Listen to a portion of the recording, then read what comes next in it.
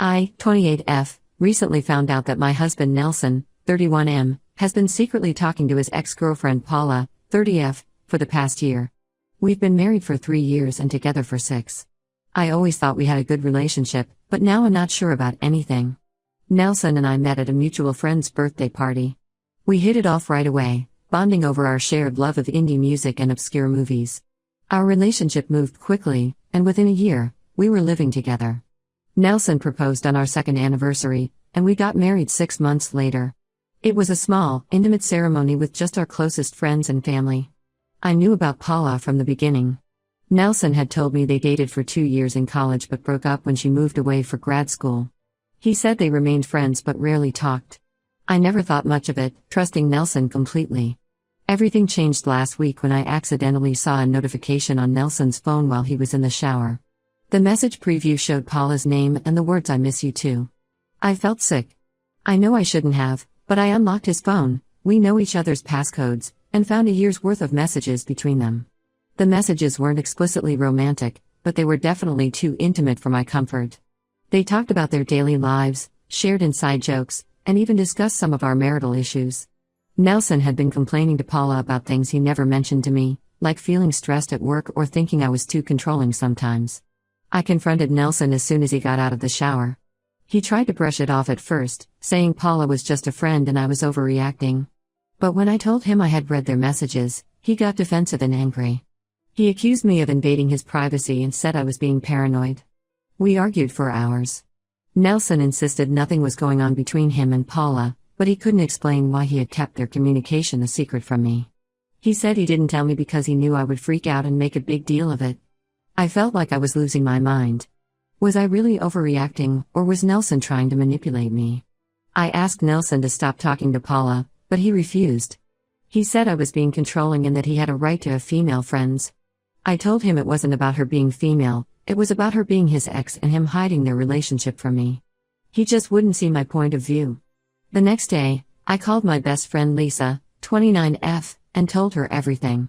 Lisa and I have been friends since high school, and she's always been my voice of reason. She was furious on my behalf and said Nelson was definitely in the wrong. She suggested I reach out to Paula directly to get her side of the story, but I'm not sure if that's a good idea. I'm so confused and hurt. I thought Nelson and I had a strong, honest relationship, but now I feel like I can't trust him. I don't know if I'm overreacting or if this is a real betrayal. Part of me wants to forgive him and move on, but another part feels like this is a deal breaker. To make matters worse, Nelson's family is very close-knit, and his sister Emma, 33F, has always been wary of me. Emma and Nelson are extremely close, and I'm worried that if I make a big deal out of this, she'll turn the whole family against me. Emma has always thought I wasn't good enough for Nelson, and I'm afraid this will just prove her right in her eyes. Emma's dislike of me started at our engagement party. She overheard me joking with a friend about how I wasn't sure if I wanted kids. Emma, who has 3 children of her own, took this very seriously and confronted me about it. I tried to explain that it was just a joke and that Nelson and I hadn't made any firm decisions about children yet, but she's held it against me ever since. She's always making little comments about how I'm not family-oriented enough for Nelson. I've been staying with Lisa for the past few days to clear my head. Nelson has been calling and texting nonstop, alternating between apologizing and accusing me of blowing things out of proportion. I don't know what to do. Should I try to work things out with Nelson? Should I contact Paula? Or should I just cut my losses and leave? The whole situation has made me question everything about our relationship. I've started thinking back to all the times Nelson was secretive with his phone or stayed late at work. Was he talking to Paula then too? How long has this really been going on? I also can't help but think about our wedding day. Nelson seemed distracted during the ceremony, and at the time I thought it was just nerves. But now I wonder if he was thinking about Paula.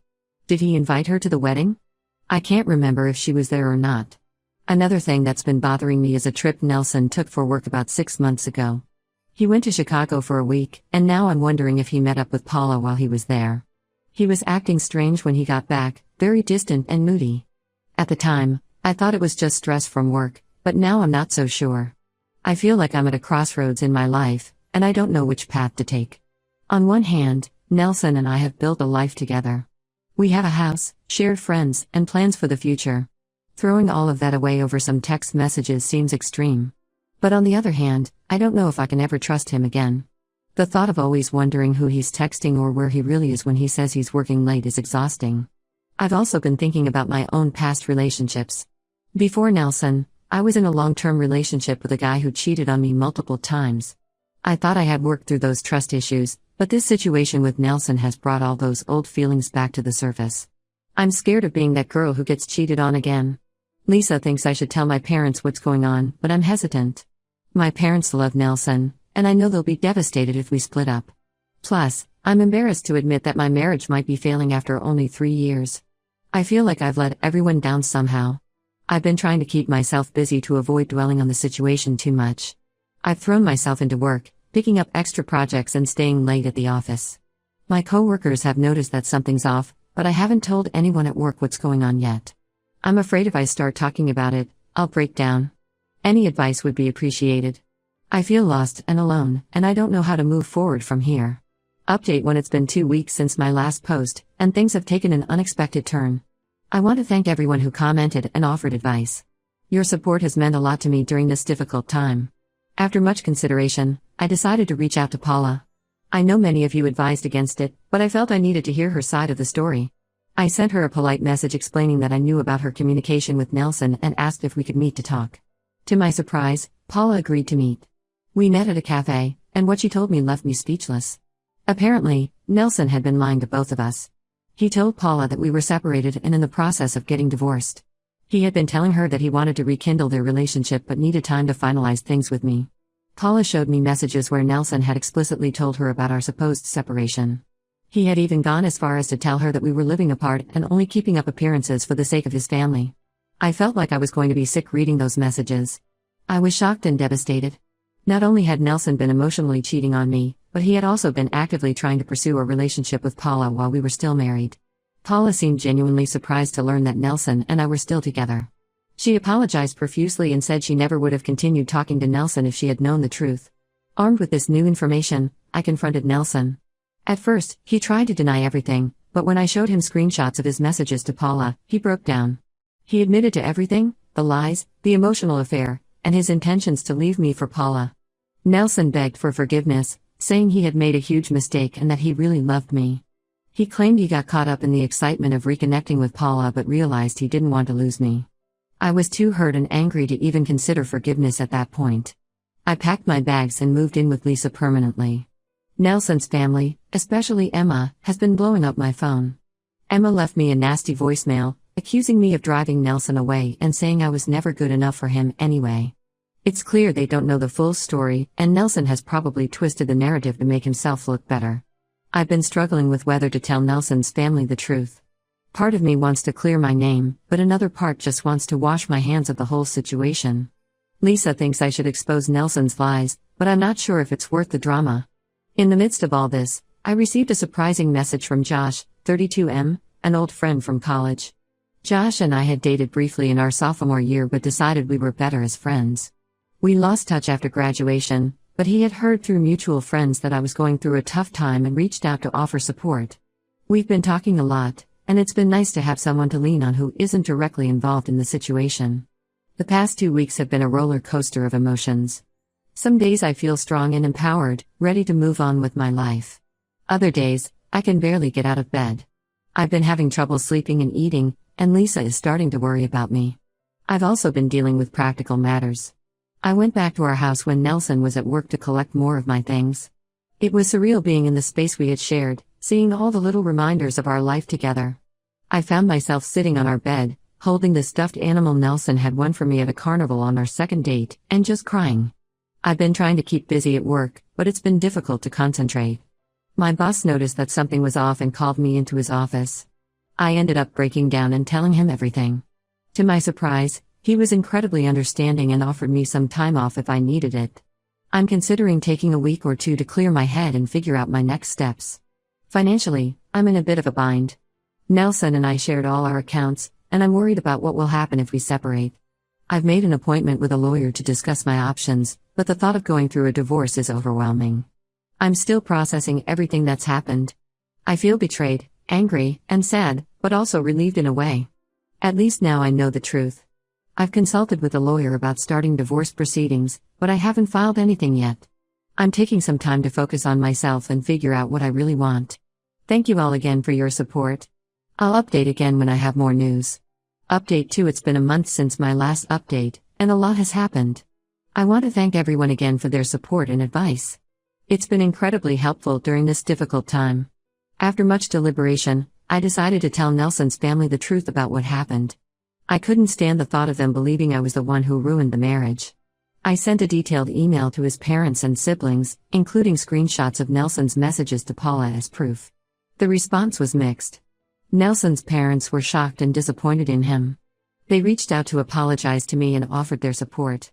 They said they had no idea Nelson was capable of such deceit and that they were heartbroken for both of us. Nelson's father even offered to help me financially if I needed it during the separation. Emma, on the other hand, doubled down on her hostility. She accused me of fabricating evidence to smear Nelson's name and said I was trying to turn the family against him. She sent me a long, angry email detailing all the ways she thought I had failed as a wife and how I had driven Nelson to seek comfort elsewhere. It hurt, but I realized I couldn't control how she chose to see the situation. Meanwhile, Nelson has been trying everything to win me back.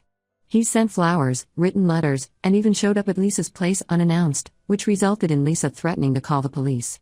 He claims he's started therapy to work on his issues and begs for another chance.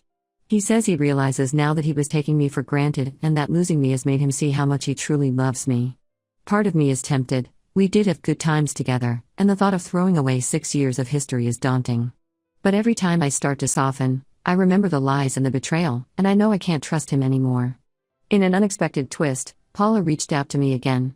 She felt guilty about her role in the situation and wanted to make amends. We've actually started to form a friendship of sorts. It's strange, but it's nice to have someone who understands exactly what I've been through. Paula has been incredibly supportive and has even offered to testify on my behalf if the divorce gets messy.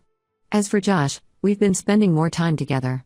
It started as just friendly support, but I can feel something deeper developing. We've been going for coffee, taking walks in the park, and just talking for hours. It's nice to feel appreciated and respected again.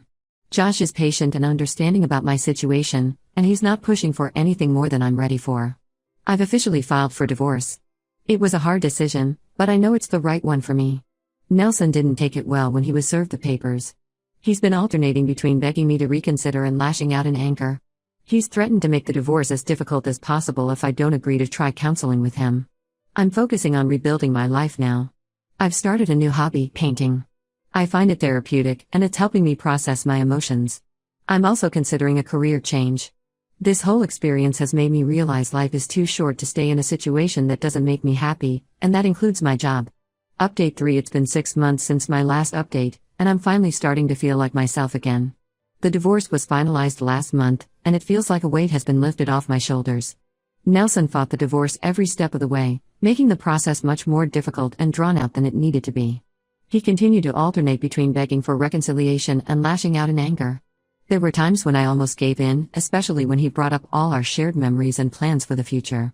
But I stayed strong, reminding myself of the betrayal and the fact that I deserved better. In the end, the evidence of his emotional affair worked in my favor, and I got a fair settlement.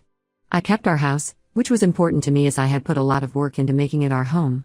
Nelson got to keep his car and most of our shared savings, which I was okay with as long as I got to keep the house. Emma, Nelson's sister, eventually came around after Nelson's behavior during the divorce proceedings showed his true colors. She reached out to apologize for not believing me initially. She admitted that she had always been protective of Nelson and had a hard time accepting that he could do something like this. While we're not close, it's nice to have cleared the air. Paula and I have maintained our unexpected friendship. She's been a great support throughout this process, and we've bonded over our shared experience of Nelson's deception. We meet up for coffee regularly, and she's become someone I can truly confide in. It's strange how life works out sometimes. As for Josh, our relationship has continued to grow. We're officially dating now, and it's been wonderful. He's patient, understanding, and respects my boundaries. It's refreshing to be with someone who values honesty and open communication. We're taking things slow, but I'm excited about our future together. I've made some big changes in my life. I quit my old job and started my own small business doing freelance graphic design. It's been challenging but incredibly rewarding. I've always had a passion for design, and it feels great to be my own boss. I've even landed a few big clients, which has been a huge confidence boost. I've also kept up with painting, and I'm even planning to showcase some of my work in a local art fair next month. It's nerve-wracking to put my art out there, but Josh has been incredibly supportive and encouraging. Looking back, I'm grateful for the strength I found to leave a toxic situation. It wasn't easy, and there were many times when I doubted myself. But I'm so much happier now. I've learned a lot about myself through this process, my resilience, my worth, and what I truly want in a relationship. Thank you all for your support throughout this journey. Your kind words and advice helped me more than you know. This will be my final update.